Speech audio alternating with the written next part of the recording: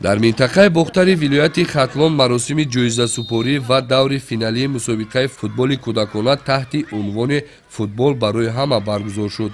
дар ин мусобиқа ки миёни кӯдакони синни 7сола, 9сола ва 11сола доир гардид, 15 даста аз шаҳру навоҳии гуногун ширкат варзиданд.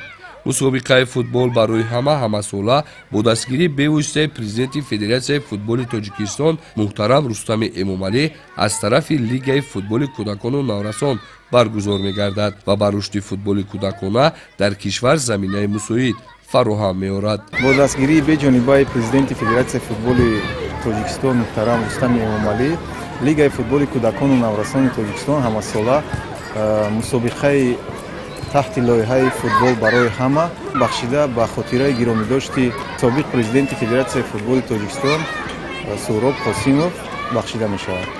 имрӯз бозиҳои финалӣ ва ҷоизаспории мусобиқа дар шаҳри Бохтар баргузор мегардад.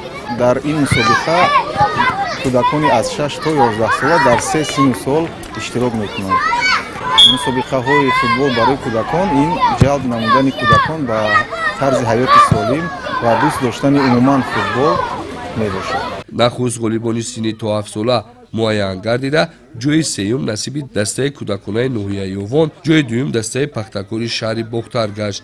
ҷойи аввал ва ҷоми мусобиқаро бо бартарияти нисбатан хуб дастаи Бохтарситии шаҳри Бохтар соҳиб шуданд.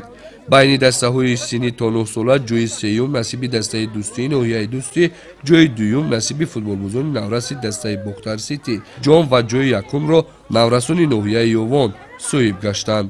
дар синни соли то 11 сола низ 3 дастаи беҳтарин муайян карда шуд. дар ин мусобиқа ҷойи сеюмро футболбозони дастаи Ҷайҳуни ноҳияи Ҷайҳун, ҷойи дуюмро дастаи ҷавонони ноҳияи Ёвон соҳиб шуданд ва ҷойи аввал насиби дастаи Бохтарситии шаҳри Бохтар гашт.